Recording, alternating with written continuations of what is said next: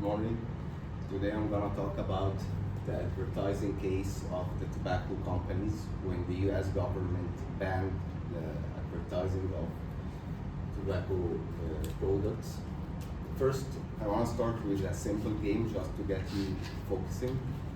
I'm going to show you two circuits very similar to each other. At the first sight, you might think that the two circles are the same size.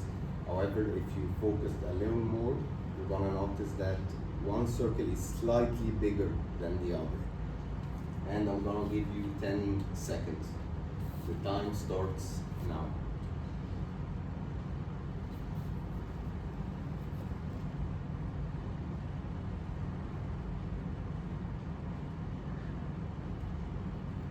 Time's up. So, which circle do you think is the bigger one? The red one? The red one. The red. The red? The red? Yes. The red. The red. Let's see.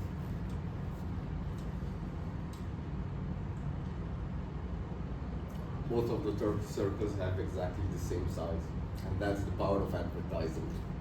You just trusted me when I said for only one time that they are not the same size. Thank you. So, the tobacco companies used every means to try to spread their products for the consumers, from advertising to bribery. They tried to bribe the US government to amortize the act of banning the advertisement. Their advertising strategies: first, they use doctors to try to convince people that it's not harmful for the health to smoke. And as you can see, every company used the same strategy. Here, Lucky Strike, and here is Camel, here Viceroy's. So all of them tried the same technique. And after, they used athletes to try to convince consumers that it improved athletic performance. And by that time, the evidence for the harmfulness of the smoking wasn't still very clear. That actually the US government subsidized their army with cigarettes to improve their mood while in camping and in wars.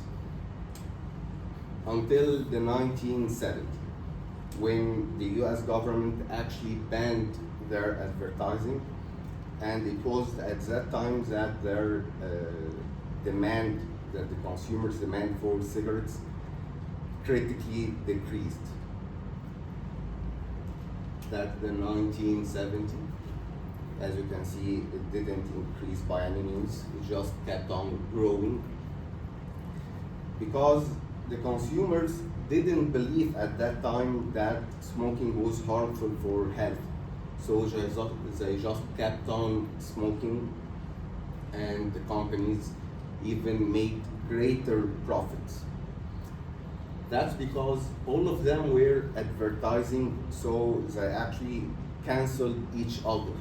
The advertising would be effective when just one company or maybe two companies advertise their products.